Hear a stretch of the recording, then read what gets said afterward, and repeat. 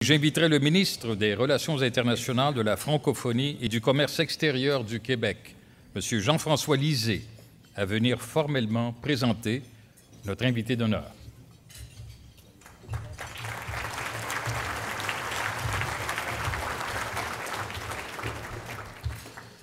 Monsieur le secrétaire général de la francophonie, Monsieur le président Diouf, si je dis mon ami, parce qu'on se connaît un tout petit peu, je suis obligé de dire mon grand ami. Ou, comme disait Napoléon à quelqu'un qui était plus grand que lui, vous êtes plus long. C'est vous qui m'avez raconté ça. Donc, mon long ami. Et même si notre amitié n'est pas très longue dans le temps, compte tenu de votre taille, c'est une longue amitié. Vous savez, Monsieur le secrétaire général, depuis quelques années, les Québécois fondent les sources de leur politique publique, de leurs usages, de l'Amérique, de l'Europe et de la France. Ce qui fait que nous avons décidé, comme les Français, de désigner nos anciens premiers ministres du titre de Premier ministre. Donc, je vous salue d'abord, et j'ai le plaisir de saluer le Premier ministre du Québec, le Premier ministre du Québec et le Premier ministre du Québec.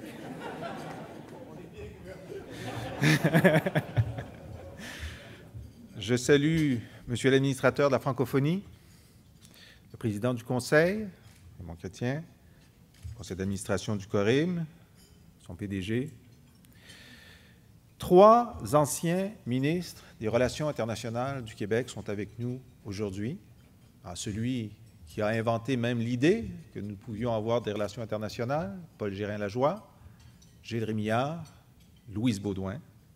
Nous avons aussi 3 directeurs anciens et présents du quotidien montréalais qui a le mieux porté la cause du français et de la francophonie, Jean-Louis Roy, Lise Bissonnette, Bernard Descoteaux. Et comme disent nos amis africains, je vous salue en vos titres, grades et qualités. Et j'ajoute que je salue aussi tous les 100 grades qui sont ici, que je remercie pour leur présence.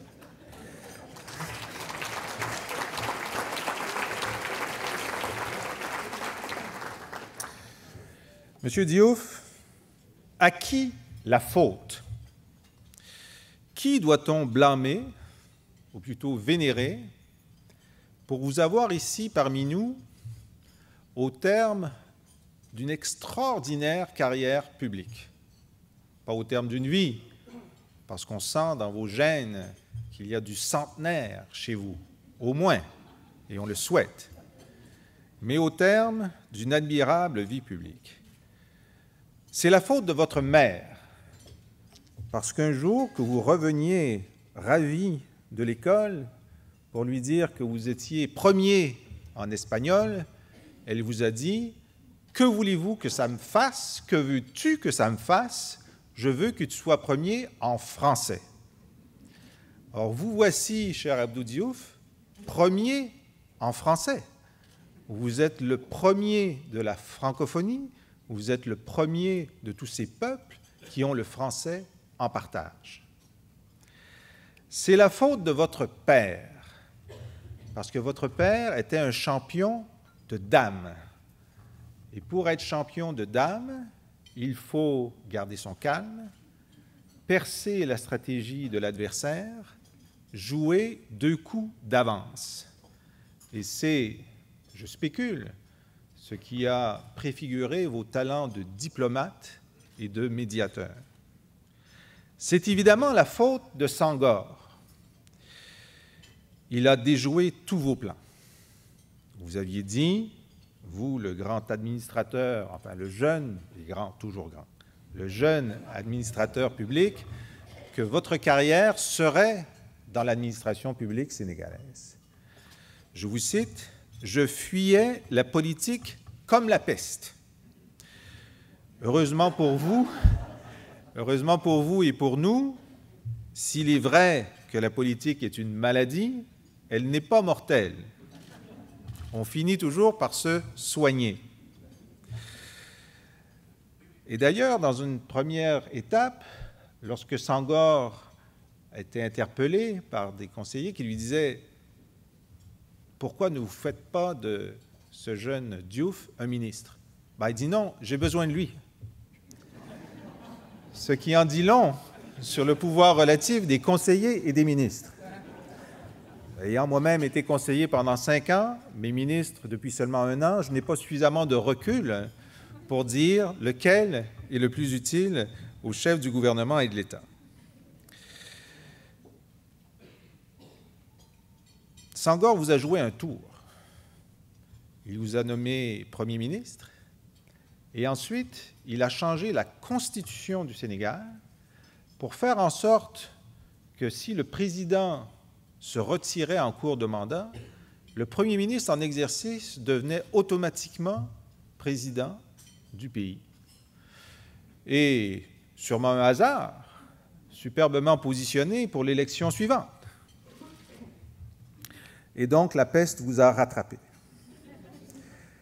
Alors tout cela est vrai. Votre mère est responsable, votre père est responsable.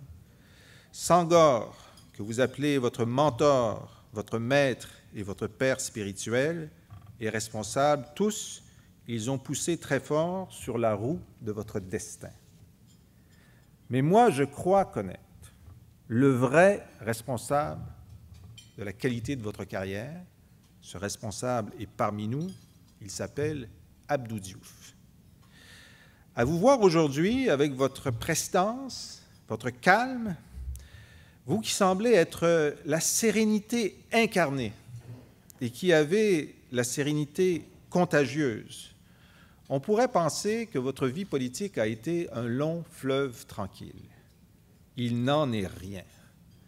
Vous avez connu toutes les turbulences de la vie politique sénégalaise. Tensions avec les chefs religieux, crise politique, crise financière, dévaluation de la monnaie et même, comme si vous étiez au Parti québécois, crise dans votre parti politique. Dans toutes ces intempéries, vous avez construit l'État de droit dont Senghor avait coulé les fondations. Vous avez mis le Sénégal dans le peloton de tête de la croissance. Vous avez laissé une situation financière saine. Mais plus encore, vous avez instauré un vrai débat, une vraie démocratie partisane, un vrai multipartisme au Sénégal.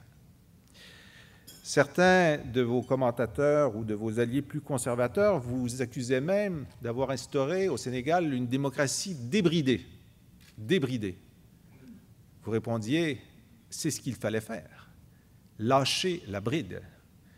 Car s'il est vrai qu'une démocratie complètement libre comporte beaucoup d'inconvénients pour les puissants, elle comporte surtout beaucoup de liberté pour les citoyens. Dans cette démocratie sénégalaise débridée grâce à vous, vous avez gagné des élections compétitives, et on vous en félicite. Mais vous avez franchi un autre pas, en un vrai sens beaucoup plus important. Vous avez perdu une élection. Dans l'histoire de la démocratie occidentale, un moment clé est celui où le premier président élu, George Washington, accepte de terminer son mandat et de céder la place à un autre. C'était la preuve qu'il n'était pas un roi. C'était la preuve qu'on pouvait changer le chef de l'État. Dans l'histoire de la démocratie africaine, le fait que vous ayez accepté que la démocratie soit compétitive et que vous puissiez perdre, malgré votre valeur, qui aurait dû conduire à votre réélection, mais que vous perdiez avec élégance et avec respect de la démocratie, a été un moment clé de la transition africaine vers la vraie démocratie. Ce geste, cher Abdou Diouf, vous a donné ensuite, et jusqu'à aujourd'hui et pour l'avenir, un ascendant considérable envers les autres chefs d'État de la francophonie et de l'Afrique qui n'avaient pas, autant que vous, la défaite facile. La grande question de la transition démocratique en Afrique est celle de l'alternance et de l'acceptation de la limitation des mandats. Vous êtes la grande réponse.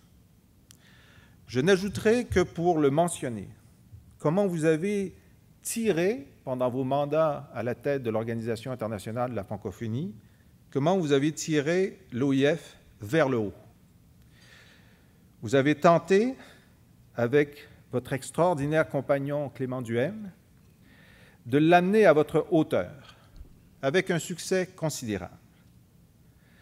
Maintenant, l'an prochain, vous nous laissez le redoutable fardeau de trouver un successeur à votre mesure. Je vous le dis bien franchement, nous n'y arriverons pas. Nous n'y arriverons pas. Personne ne sera votre égal. Mais grâce à vous, nous savons ce vers quoi il faut tendre, vers l'excellence. Mesdames, Messieurs, le secrétaire général de l'OIF, M. Abdou Diouf.